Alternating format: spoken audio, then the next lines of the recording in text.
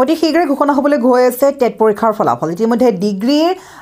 যি গ্ৰেজুৱেট আৰু পোষ্ট গ্ৰেজুৱেটৰ নিৰ্বাচনৰ বাবে ইতিমধ্যে আৰম্ভ হৈছে ভেৰিফিকেশ্যন প্ৰক্ৰিয়া আৰু খুব সোনকালে ঘোষণা হ'বলৈ গৈ আছে টেট পৰীক্ষাৰ ফলাফল যদি আপুনি টেটৰ পৰীক্ষাত বহিছিল তেনে আপোনাৰ বাবে এই খবৰটো অত্যন্ত গুৰুত্বপূৰ্ণ কেতিয়া ঘোষণা হ'বলৈ গৈ আছে টেট পৰীক্ষাৰ ফলাফল এই সন্দৰ্ভত ডাঙৰ খবৰ লৈ অহা হৈছে প্ৰত্যেকগৰাকী দৰ্শকৰ বাবে শীঘ্ৰে ঘোষণা কৰা হ'ব টেট পৰীক্ষাৰ ৰিজাল্ট গ্ৰেজুৱেট আৰু পোষ্ট গ্ৰেজুৱেট পদৰ প্ৰাৰ্থী নিৰ্বাচনৰ নথিপত্ৰ ভেৰিফিকেশ্যনৰ কাম ইতিমধ্যে চলি আছে আৰু লগতে প্ৰতিবাদী শিক্ষক সন্দৰ্ভতো বৃহৎ মন্তব্য কৰিছে আমি জনাইছোঁ দৰ্শকসকলক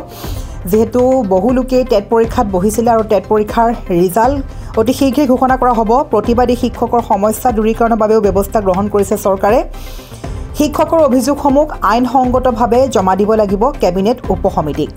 তন্নতন্নকৈ পৰীক্ষা কৰা হ'ব আবেদনসমূহ আৰু শিক্ষক সংগঠনৰ সৈতে আলোচনাত মিলিত শিক্ষামন্ত্ৰী ডক্টৰ ৰণোজ পেগু আচলতে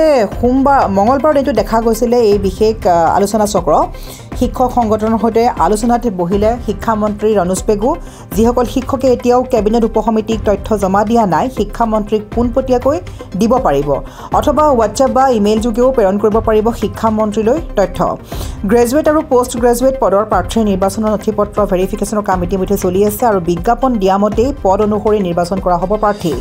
19টাকৈ জনগোষ্ঠীয় ভাষাত পাঠদানৰ বাবে বাছনি কৰি থকা হৈছে শিক্ষকক আৰু শীঘ্ৰেই ঘোষণা কৰা হ'ব টেট পৰীক্ষাৰ ৰিজাল্ট আমি পুনৰ কৈছোঁ যিসকল টেট পৰীক্ষাত বহিছিলে সেইসকলে উৎকণ্ঠাৰে বাট চাই আছে যে কেতিয়াকৈ ঘোষণা কৰা হ'ব টেট পৰীক্ষাৰ ফলাফল এই সন্দৰ্ভত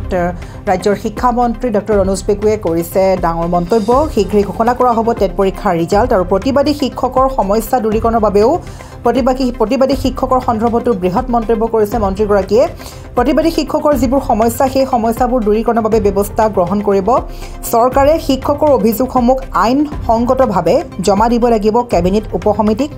তন্নতন্নকৈ পৰীক্ষা কৰিব আবেদনসমূহ আৰু তাৰ পাছতেই সম্পূৰ্ণ যিবোৰ আচলতে সমস্যা সেই সমস্যাবোৰ সমাধান কৰাৰ বাবে উঠি পৰি লাগিব চৰকাৰে অৰ্থাৎ যিসকল শিক্ষকে এতিয়াও কেবিনেট উপসমিতিক তথ্য জমা দিয়া নাই সেই কথা শিক্ষামন্ত্ৰীক পোনপটীয়াকৈ দিব পাৰিব হোৱাটছএপ বা মেইল যোগে প্ৰেৰণ কৰক শিক্ষামন্ত্ৰীলৈ তথ্য